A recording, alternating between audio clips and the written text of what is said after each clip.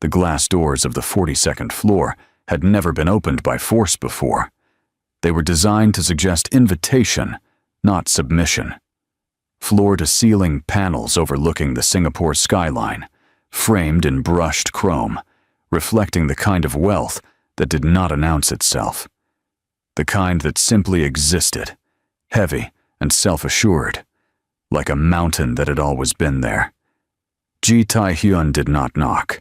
He never knocked. He moved through the lobby like a man who had forgotten that other people occupied space, his charcoal suit damp at the shoulders from the rain outside, his jaw set so tight that the muscle along his cheek twitched with every step. His two men flanked him, but said nothing.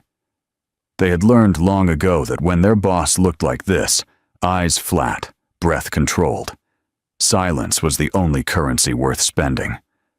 The receptionist rose from her chair. "Sir, you cannot." He placed one hand on her desk and looked at her, and she sat back down. He pushed through the inner doors. The office was immaculate, not decorated, curated. Every object in the room had been chosen with the same precision as a chess move. The desk was a single slab of pale ash wood, clean, with only a laptop and a glass of water on its surface. The bookshelves held no fiction. Floor plans, financial journals, international trade law. One framed photograph turned slightly away from view. The air smelled of something light, sandalwood maybe, and underneath it, the cold neutrality of air conditioning set just below comfort. She was standing at the window when he came in. She did not turn around immediately. She let him cross the room. She let him reach the desk. She let him slam the documents down. Bank transfers, shipping manifests, corporate registration papers, 8 months of intelligence that his best analysts had spent 6 weeks piecing together. And she let the sound of it echo once against the glass before it died. Then she turned. Amara. Johnson looked exactly as she always had. That was what struck him first, and he hated himself for noticing. The same posture, straight, unhurried, the kind that came not from training but from a woman who had decided long ago never to shrink in a room. Her locks were pinned back. Her suit was white, tailored to the millimeter. Her eyes, dark brown, unflinching, found his and held them with the same expression she had worn the last time he saw her, at a banquet in Seoul, when he had taken another woman's hand in front of 400 people and called her the one who truly understood his world. Amara had smiled softly that night too. He should have been afraid of that smile. He understood that now. "You're funding my enemies," he said. His voice was low, controlled. It was the voice he used when he was close to something he could not afford to lose control over. Amara did not blink. She stepped forward around the side of the desk, slowly, the way a person moves when they are, not afraid of the distance closing between them. "You taught me how power works," she said. The room went very quiet, and then everything that came before it rushed back. 4 years of it, the whole weight of a life they had built together, the empire she had helped construct from the foundations up, while he had looked past her, towards something easier to hold. 4 years earlier, Ji Tai-hyun was not a man given to doubt.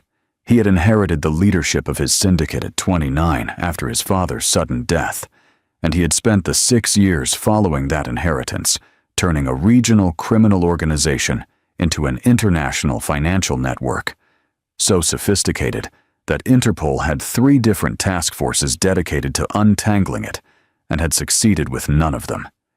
He had legitimate business interests in shipping, real estate, and private equity. He had contacts in 7 governments. He had a reputation that preceded him into every room by at least 5 minutes. What beyond he had not expected was Amara. They had met through a mutual associate in Geneva, at a conference that served as a polite front for the kind of conversations that could not be held in official meeting rooms. She was there representing a financial consulting firm that handled accounts for clients whose names never appeared on the paperwork. She was 26. She spoke 3 languages without accent, understood derivative structures the way other people understood weather, and had a stillness about her that he had never encountered in a room full of people who were performing. He had asked her a question about a currency hedging structure he was considering, expecting the cautious, qualified answer of someone trying not to overstep. She had told him he was thinking about it wrong, explained why in 4 sentences, and then looked away, as though the conversation were finished. He had followed her across the room. They were married 8 months later. The people around him did not understand it. Not his lieutenants, not his mother, not the associates who whispered that he had lost his mind over a woman who was too quiet, too serious, too foreign. They were looking for the obvious reasons. The way she looked, the way she carried herself. They assumed it was simple. What they didn't understand was what Tae-hyun himself only partially understood. That he had married her because she was the most capable person he had ever met, and that some part of him, buried under years of front and performance, had recognized it and reached for it before his pride could interfere. She became the invisible architecture of everything. She restructured his offshore accounts through a series of holding companies so legally distant from each other that no single transaction could be traced to its origin. She managed relationships with the legal teams in 5 countries who existed to make problems disappear. She built the corporate front structures, import companies, logistics, firms, a small chain of private members' clubs that generated clean revenue at the right intervals to satisfy quarterly scrutiny. She advised him on which partnerships to enter and which to decline, and when he overrode her and entered the wrong ones, she quietly managed the exits without ever saying she had told him so. She told him once, in the early years, sitting at the kitchen table of their sole apartment at 2 a.m. with a glass of wine she had barely touched. The reason empires fall isn't because of enemies. It's because of overconfidence in systems they stopped understanding. He had nodded, half listening, scrolling through something on his phone. "You should read the Macau exposure reports I left on your desk," she said. "I'll look at them tomorrow." "You've said that for 3 days." Amara. His voice was patient in the way that contains a small warning. She had closed her notebook and gone to bed. He did not read the Macau reports. 2 months later, the Macau connection cost him $4 million in a deal that collapsed exactly the way she had predicted it would. He absorbed the loss, restructured, and moved forward. He never mentioned the reports. She never mentioned them either. That was how they worked. She gave, he received, and the space between the giving and the receiving grew, slowly, the way erosion works, invisible until the ground gives way. He did not fall out of love with her in any dramatic moment. It was nothing so clean. What happened was that Seo Yura arrived at a fundraising gala for a hospital he partially financed, wearing red, laughing at everything he said, leaning toward him across the table with the uncomplicated attention of someone who wanted only to be wanted. She was bright and social and asked nothing of him that required effort. She wanted to be taken to restaurants. She wanted to be photographed. She wanted, above all, to be seen with him, and that wanting felt. To a man who had grown quietly, uncomfortable with the precision of his wife's intelligence, like relief. He told himself it was temporary. He told himself Amara would not notice, or would not say anything if she did. He was right about the second part. But what he mistook for acceptance wasn't acceptance. It was calculation. Amara noticed everything. The way he started checking his phone differently, the evenings that extended beyond dinner, the slight reorientation of his attention in a room when she entered it. She noticed the way he stopped asking her to attend certain events, then started attending others and not mentioning them. She noticed Yura's name in a conversation between 2 of his men that stopped when she walked past. She said nothing, but she began, quietly, to move things. She had access to everything. She had built everything. The accounts, the structures, The legal frameworks, her fingerprints were on all of it, which meant that she also knew exactly how to redirect, restructure, and remove her fingerprints from the parts that had once belonged to both of them and could be made to belong only to her. She did it slowly, over months, in increments so small that no single transaction would trigger a review. A holding company here quietly transferred majority management rights. A financial structure there rerouted through a new entity registered in the British Virgin Islands. A consulting agreement shifted, an account restructured, a silent directorship transferred. She had always been invisible in these arrangements. Becoming invisible in a different direction required very little additional effort. And she invested. Her own capital. Money she had earned through the consulting arrangements that were attached to her name, not his, went into a vehicle she registered in Singapore under the name AJ Holdings. She knew the criminal landscape as well as he did. She knew which rival syndicates were resource-rich but capital-poor. She knew which organizations were positioned to expand if they had funding. She did not fund violence.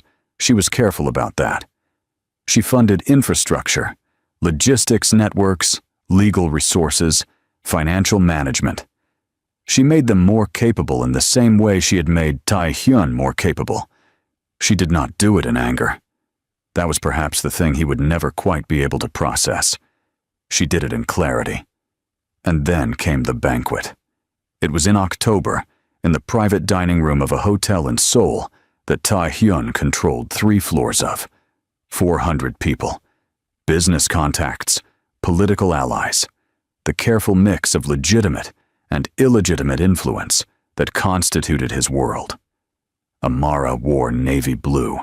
She had spent no time on her entrance, arriving exactly when the event began, not before, a habit that used to annoy him and that he had stopped commenting on. She watched him across the room for the first hour with the same expression she wore when she was reading a balance sheet. Not cold, not warm, simply attentive, storing information. Then he brought Yura to the center of the room. He raised his glass. He said, with the ease of a man who had convinced himself that the people around him would understand, "I want to recognize someone who has come to mean a great deal to me. Someone who truly understands my world." He looked at Yura when he said it. The room went briefly, precisely silent. Amara smiled. It was a perfect smile. Controlled, gracious. The kind of smile that gave no one in the room anything to react to because it offered nothing. No trembling, no tightness, no flash of pain for anyone to latch onto and carry home as gossip. She smiled, as though she were watching something mildly interesting happen at a distance. She set her glass down on a passing tray. She said goodnight to the 2 people nearest her. And she left. The next morning, the divorce papers were on his desk. He read the cover page, felt something uncomfortable move through his chest, and told himself she was being emotional. She would reconsider. She had always been rational. This was an outlier, a reaction. And reactions passed. He signed the papers with the confidence of a man who believed that the situation would resolve itself in his favor, because it always had. He did not read the specific clauses about asset division. He sent her a message. "We should talk." She did not respond. He sent another, 2 days later. "Amara, this is not how we handle things." Nothing. He called. Disconnected. He called again. The number no longer existed. He sent someone to the penthouse apartment she had moved into 6 months earlier. She had told him she needed her own workspace, and he had agreed without fully registering what that separation meant. The man came back and reported that the apartment was empty. Furniture was gone. Closet was gone. There was nothing left except the faint impression in the carpet where a desk had stood. "Her accounts," Tae-hyun said. His financial officer came, back 2 hours later, and stood in front of him with the expression of a man trying to figure out how to say an impossible thing. The accounts she managed directly, the man said. They've been restructured. The holdings that were registered under the consulting entities she controlled have been. He stopped. They're gone, sir. They've been redirected into new structures we don't have access to. What do you mean redirected? The holding companies that manage the offshore distributions, she transferred the management rights over the last 8 months. Incrementally, all within legal parameters. Nothing that would have triggered a compliance review. Tae-hyun stared at him for a long time. Her own money, he said. Yes, and the structures she managed for you are still intact. She didn't touch those. But she removed herself from them entirely, which means the management is now... There are gaps in oversight. Things that were running because she was running. Them are now running on assumptions that she put in place and that nobody here fully understands. Find someone who understands them. We're trying, sir. It's... The man looked at the floor for a moment. The architecture is very sophisticated. He did not panic. He told himself he did not need to panic. The first sign that something larger was happening came 3 weeks later, when an offshore account in the Cayman Islands, one he used to buffer weapons transaction receipts, was flagged by the correspondent bank and frozen pending review. It could have been coincidence.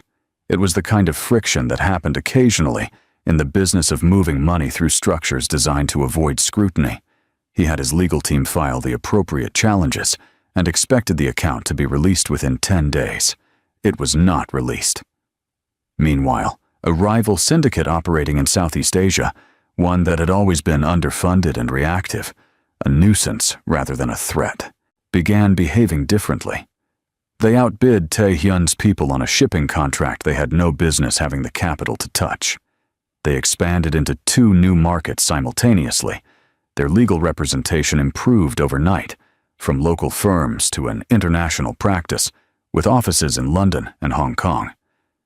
His intelligence people began intercepting communications that suggested a weapons shipment of his, one moving through a Thai port, had been flagged to authorities, not generically, specifically, with documentation levels of specificity that meant someone with inside access to his operations had provided the tip. He called his men in. He sat them in a room one at a time, and he asked them, in the way that Tae-hyun asked things, which left very little ambiguity about what happened to people who lied. None of them had anything. He watched their faces.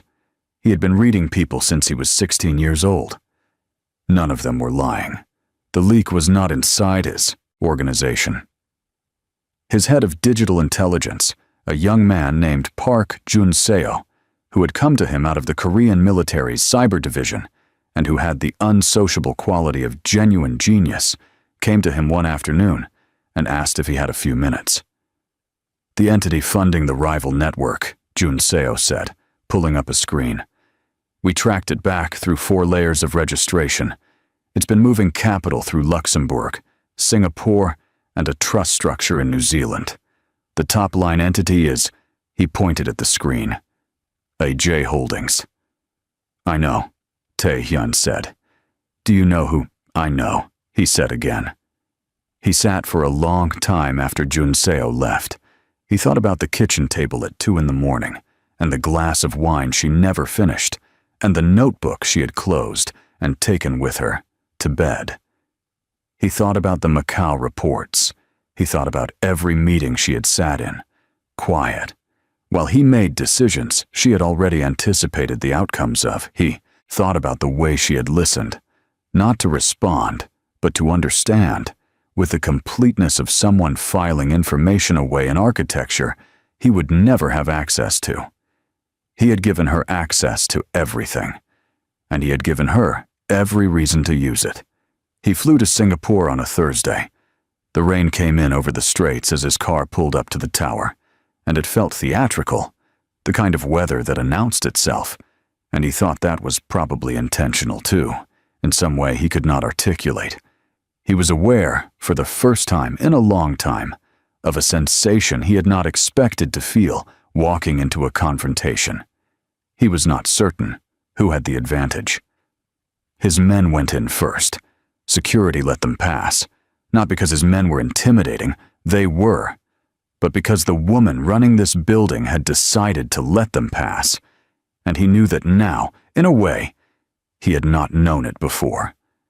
He went up, he crossed the lobby, he slammed the documents on her desk, and she said what she said, and the room went quiet, and he stood there looking at her in her white suit, with the Singapore skyline behind her, and felt the architecture of the last 4 years rearrange itself into a shape he could finally see clearly. "You didn't fund them out of revenge," he said. It was not a question. "No," she said. "Then why?" "Because I needed capital protected from your sphere of influence, and placing it in a competing entity was the most efficient way to ensure that," she paused. "And because I knew what your empire's weaknesses were, and funding someone capable of applying pressure to those weaknesses was the fastest way to demonstrate that your empire's weaknesses existed, not to destroy you, to create distance." "Distance," he said. The word felt strange in his mouth. "I needed you to have too many problems to come looking for me while I established myself." He looked at the documents on her desk. "The Cayman account. A compliance referral. I didn't steal from you. Tae-hyun. I used information I already had to create legitimate pressure through legitimate channels. I redirected my own structures. Everything I did was within legal parameters, which is something you should not have made possible by marrying me and giving me access to everything without reading what you were signing." I read what I was signing. "You signed the divorce papers without reading them," she said. "Just like you signed the Macau agreement without reading it. Just like you stopped reading the briefings I prepared for you in 2020 because Yura was more immediately gratifying than competence." He said nothing. "I want to be very clear about something," Amara said. Her voice did not rise. It had the quality of something structural, load-bearing. "I did not leave because you had an affair. I left because you stood in front of 400 people and told them that a woman who had never run a balance sheet in her life understood your world, when I had spent 4 years being the reason your world functioned. You didn't lose your wife that night. You announced that you had never seen her." Something moved through his chest that he did not have a word for. It was not guilt exactly, and it was not grief exactly, and it was worse than anger, because it had nowhere to go. "I saw you," he said, and the words came out with less certainty than he intended. "When it was useful," she said simply, "not when it mattered." He pulled out a chair and sat down. He had not planned to sit down. It happened the way some things happen, the body making a decision before the mind catches up. He sat, and he put his forearms on his knees, and he looked at the floor for a moment, because looking at her was doing something to him that he could not manage from a standing position. "The rival syndicate," he said. "The funding." "Will continue," she said, "until my position is commercially self-sustaining without it, which, at current trajectory, is approximately 9 months. And then? And then AJ Holdings is a global investment entity with a clean record and no relationship to your organization. And me?" She did not answer immediately. She walked back to the window and looked out at the skyline, the rain moving across the towers in gray sheets. When she spoke, her voice had shifted slightly, not softer, but with something underneath it that had not been there before. Something she was allowing him to hear because she had chosen to allow it, and he knew the difference now. "You have enough left to rebuild," she said. "The core structures are intact. The damage to the weapons pipeline is recoverable in 8 months if you restructure the tie route. The Cayman account review will conclude in your favor because the filing is legitimate, and the pressure I applied was regulatory, not criminal. You'll be slower for a year. Not finished." He looked up at her. "Why are you telling me this?" "Because I'm not trying to destroy you." She said. I never was. I was trying to survive the version of myself that would have stayed. He stood up. He stood up slowly, the way someone stands when they are not sure of the ground under them, and he crossed to the window and stood beside her, not close enough to touch, and they both looked out at the rain. Yura is gone, he said. I know. She was leaking information, not to you, to protect herself. I know that too.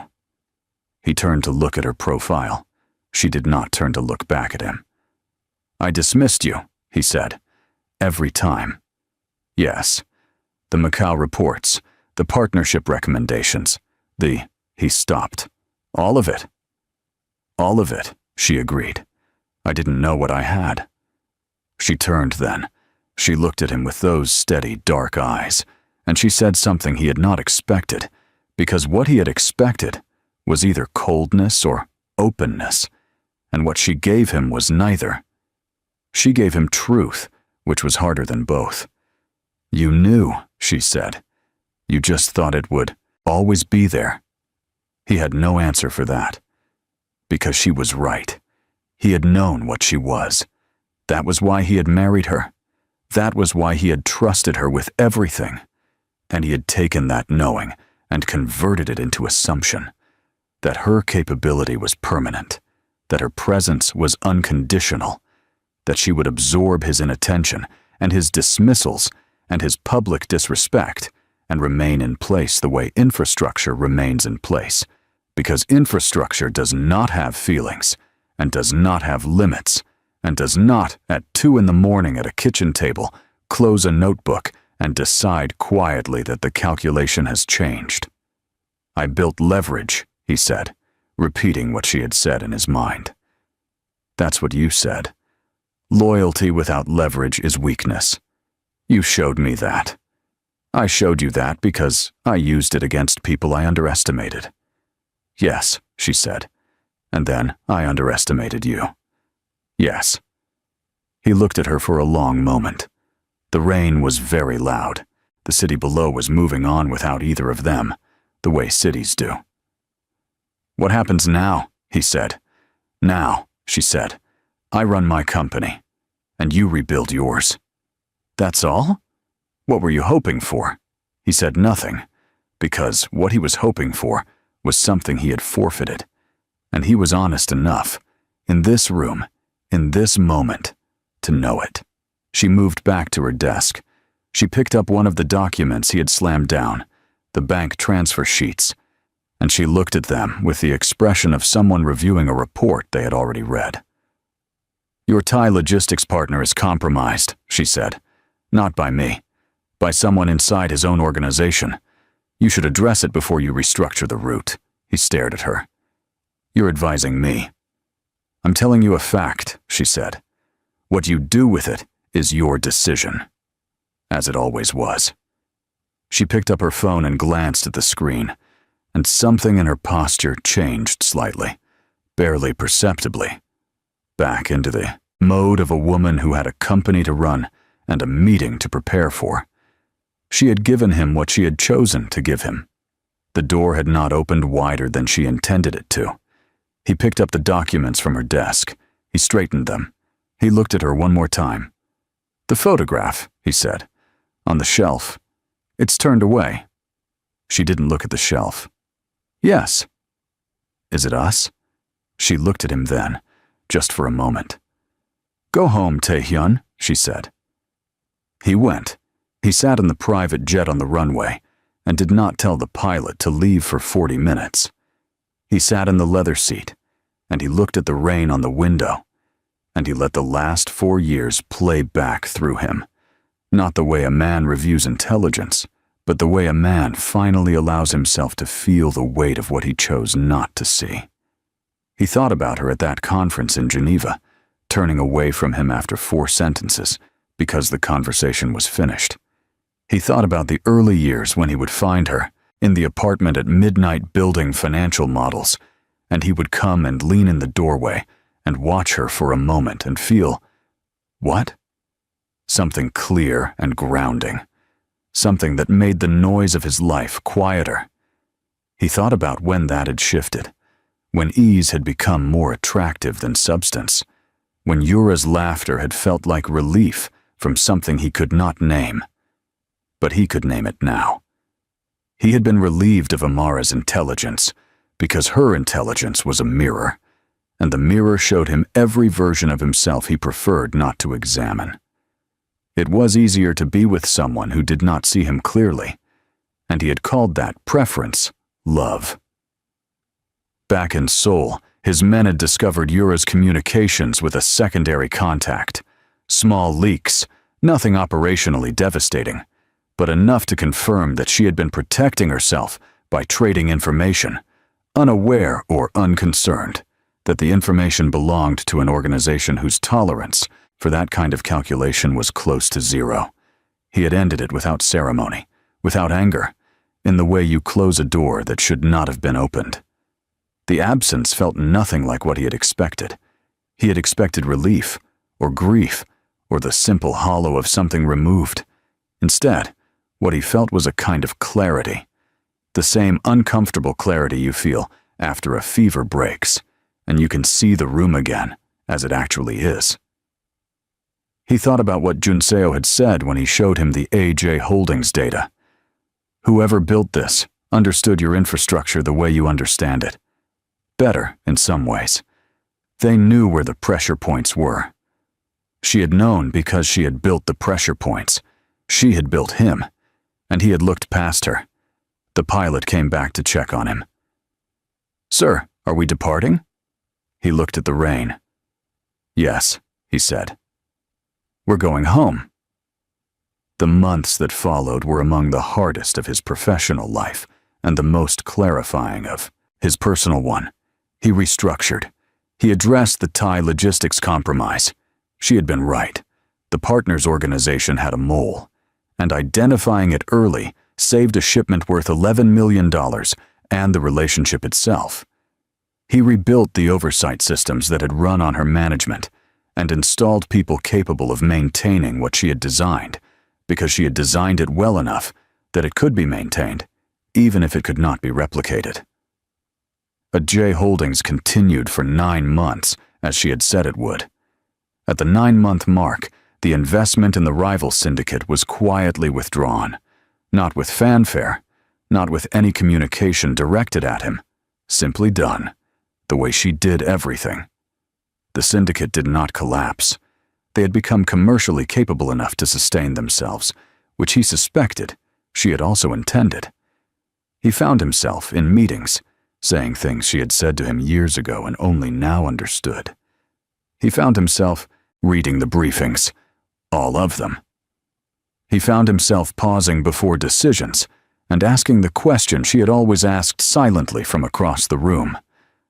What happens in the third move? He was better at it than he had been, not as good as she had been. He was honest enough to admit that.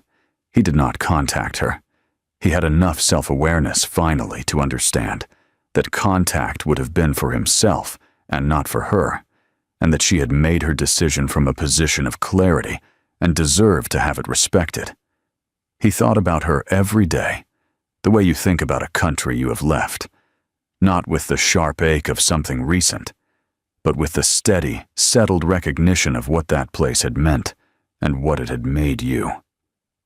Once, Junseo brought him a report on AJ Holdings' latest acquisition, a logistics firm in Rotterdam, strategically positioned, well-priced, exactly the kind of move that compounded quietly. Tae-hyun read the whole report without being asked. "She's building something real," he said. "Yes, sir," Junseo said. "Good," he said. He meant it. That surprised him. He held it, the surprise, and decided that it meant something about the person he was capable of becoming, now that the person he had been had finished his education. She had not taught him by staying. She had taught him by leaving. And she had left in a way that cost her nothing, not her integrity, not her capability, not her dignity, because she had built herself so thoroughly that his absence from her life created space rather than collapse. He understood now why she had been so calm in that glass office, with the rain behind her. She had not needed him to be afraid. She had not needed him to grovel. She had not needed anything from him at all.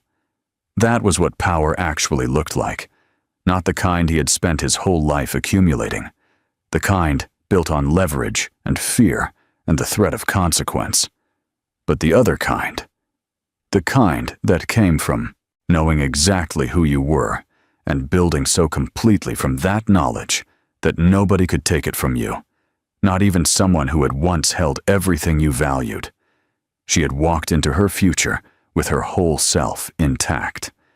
And somewhere over the South China Sea, on his way back to the life he would rebuild more carefully than he had built the first one, Ji Tai-hyun, feared, formidable, and finally honest, let himself feel the full weight of what he had lost. Not an empire, a person, the right one. And that, more than any account freeze, more than any weapon shipment intercepted, more than any rival funded and empowered against him, that was the consequence that would stay with him longest. The one she had not planned, the one that was simply true. If this story hit you the way it hit us, you know what to do. Smash that like button, because this kind of storytelling deserves to be seen. Subscribe so you never miss the next story we drop, because we are just getting started. And we want to hear from you in the comments. Who do you think was right? Was Amara justified in everything she did, or did she go too far? Drop your take below. The conversation down there is always as good as the story.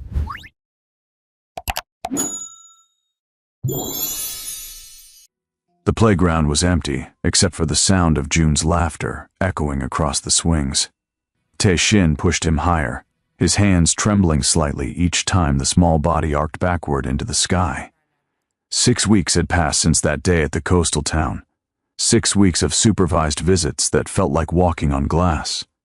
Every moment was precious. Every moment was terrifying. Higher, Dad. Higher. Jun's voice cracked with joy, and Tae-shin felt his chest constrict. Dad. The words still felt unearned, a gift he didn't deserve but couldn't bring himself to refuse. Amina watched from a bench 20 feet away, her arms crossed, her expression unreadable. She never left them alone, never let her guard completely down. Tae-shin understood. Trust wasn't rebuilt in weeks, it was reconstructed brick by brick, promise by promise, and he had broken so many promises before. The swing began to slow and June jumped off mid-arc, landing in a